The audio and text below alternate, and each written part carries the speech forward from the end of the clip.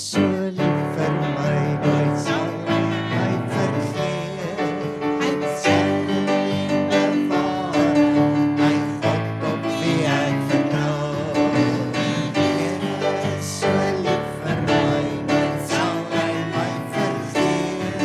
Hy sal en bewaar my God op wie ek vertrou.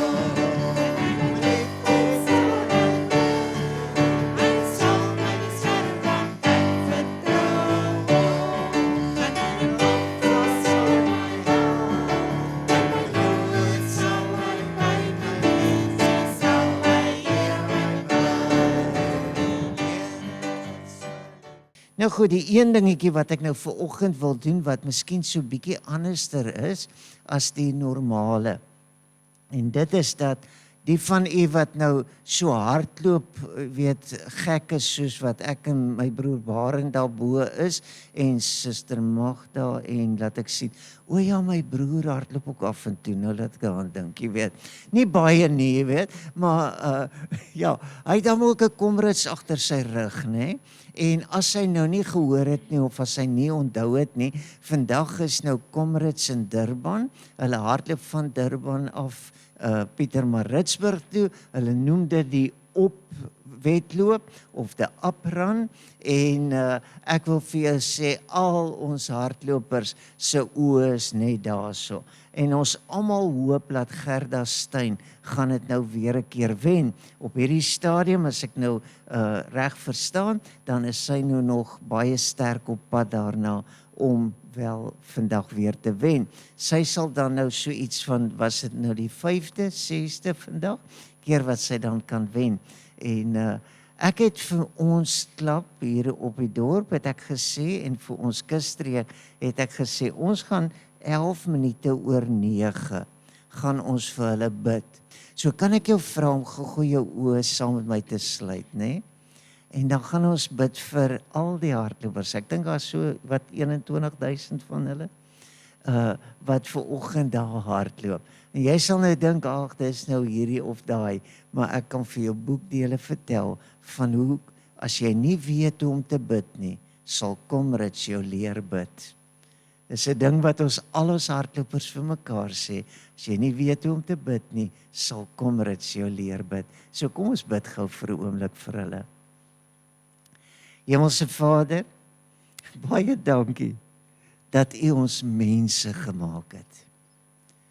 Baie dankie en besonder dat U geweet het dat ons bene en arms moet hê, en dat U wou gehad het dat ons 'n liggaam moet hê wat gesond en sterk kan wees.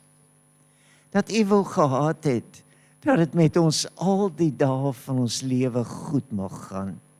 En daarom kan ek ver oggend kom in 'n besonderse oomblik soos hierdie, terwyl ons aan hierdie kant van ons kontinent dink aan persone wat aan die ander kant besig is om 'n kilometer na kilometer wedloop af te lê.